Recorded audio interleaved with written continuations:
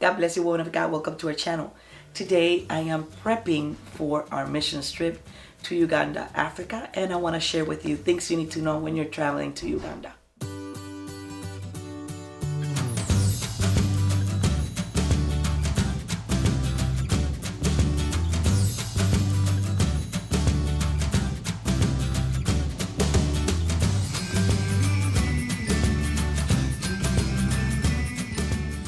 If this is your first time here, my name is Rosa. Don't forget to subscribe.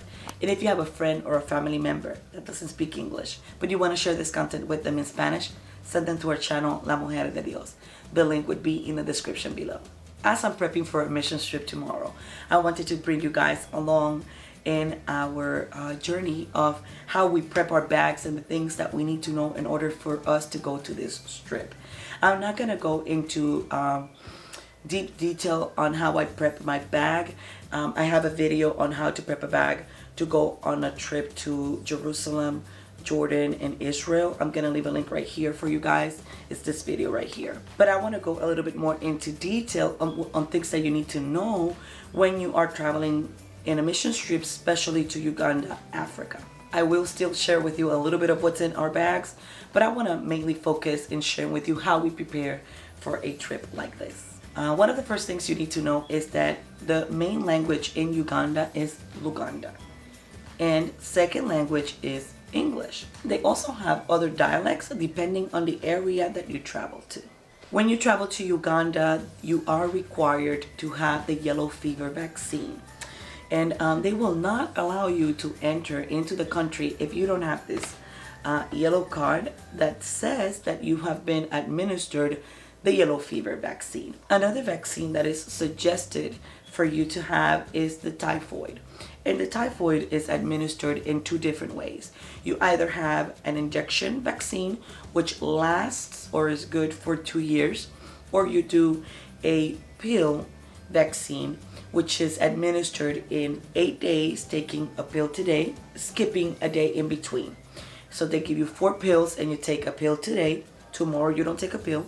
You take a pill on the next day you don't take a pill, so on and so forth. That vaccine lasts 5 years. In my opinion, it's best for us to take the 5-year vaccine. That way we don't have to redo the vaccine so often. Another vaccine that is required or suggested for you to have is the malaria vaccine. For the malaria, there are 2 ways to also take this vaccine. One is 1 pill a day, starting 2 days prior to your trip, during your trip, and 7 days after your trip. You're supposed to take this pill every day at the same time. It is important that you take into consideration the time that you are on a plane before you get to the country, because that time should be included in you 2 days prior to arriving to the country. The other way for you to take this vaccine is in a weekly doses, and you would do 1 week prior, the weeks that you are over there, and then 2 or 3 weeks upon your return. Aside from the vaccinations, another very important fact that you should know is that when you are going to exchange currency in Uganda, at least this tip is particular to United States, I'm not really sure, but I'm pretty sure it's also a norm for other currency. When you go there, they do not accept or they do not exchange at the same rate small bills. If you bring $1 bill, $5 bills, $10 bills, they practically won't look at it, and they will give you a less amount in exchange when you want to get their money. You must bring currency that is in higher bills. From United States, it is mostly advised that you bring 50s and 100s, and they need to be brand new bills, crisp, clean, no writings, no ribs, no tape, no highlights, no marks. The bills must be new in order for them to accept it. We had to learn this the hard way on our first trip, because they would not accept more than half of the money that we brought to use at the country, and we were forced to ask one of our family members to send us a Western Union so that we can have money over there, because they would not exchange the money that we were bringing with us. Lastly, another detail you need to know is that it is advised that you spray your clothing with a type of repellent that will help you keep bugs and insects away from your clothing and away from your luggage. We prep the clothes and it's good for up to 4 weeks after you spray it.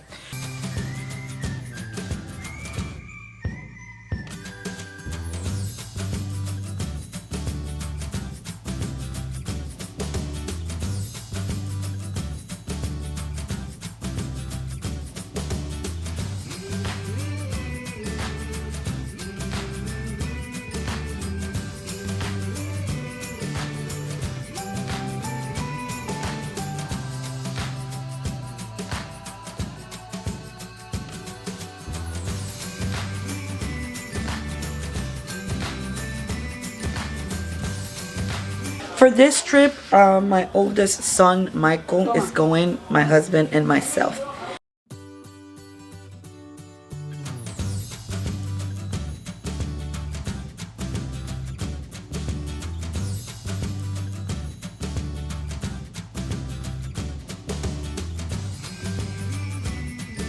This product doesn't damage the clothing, nor is dangerous to the body.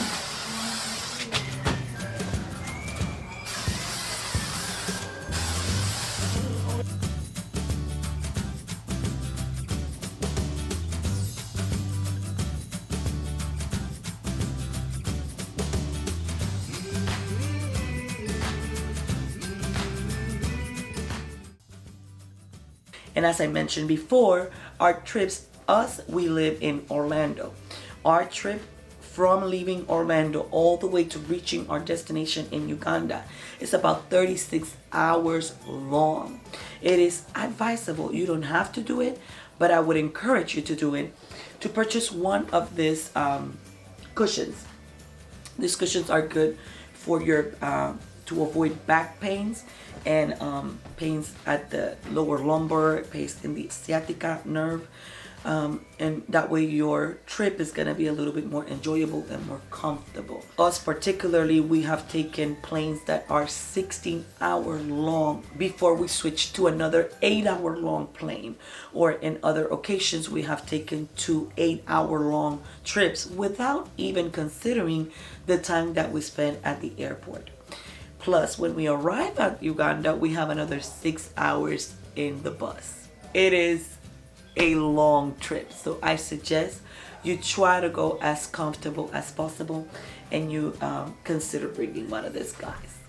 Some of the items I suggest that you get if you're planning a trip to Uganda is the 100 Max Insect Repellent.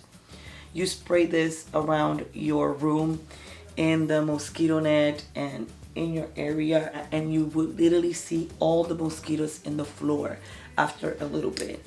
It says it's a 10-hour protection, and one of our friends used it in our previous trip and it was wonderful. Another item that you should bring is the insect repellent lotion. When you look for an insect repellent, try to look for the 40 deep because it's the strongest available. This one is by Sportman Max 40 deep. I'm gonna leave a link in the description below for this. And lastly, they do not use the same electrical connectors as we do. They use the Ukrainian connectors. So I would suggest you get a universal plug like this one, or you get a Ukrainian converter. So this is something that you need to take into consideration. So now I'm gonna prep our bags, and when I'm done, I'm gonna give you a peek into what's in them. This is something that possibly doesn't apply to everybody, but I still want to give you guys the idea or the advice. We have 3 children that still go to school and who will not be going with us to this trip to Uganda, and we're leaving them with my mom.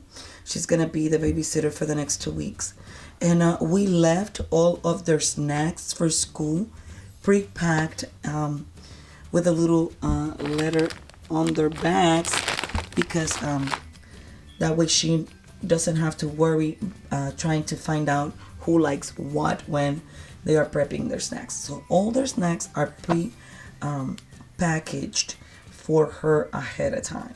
Little tip on the side. Well, you guys, I'm gonna give you a little tour to what's in our backpack, to what's in our suitcase. As in the other video I've shown, I normally put my snacks in a Ziploc bag. We are bringing a disinfectant spray, 12-ounce sanitizer as now approved by the TSA. We're bringing wipes, my shoes, a cooling towel from Dollar Tree, my brush, the repellent as I mentioned earlier, my toiletries, little fan that operates with batteries. This headlamp is rechargeable, and it goes with the strap on the head. And I have here, in this little pouch here, I have Nebulizer Machine. I am asthmatic, as some of you may or may not know. And this is a battery operated travel size nebulizer. You can either use it with a cable or you can use it with batteries. I bring in some albuterol and also a massage band for when you get headaches. All of this nicely contained in this bag. I have links in the description below to all or most of these items that you have seen in this video.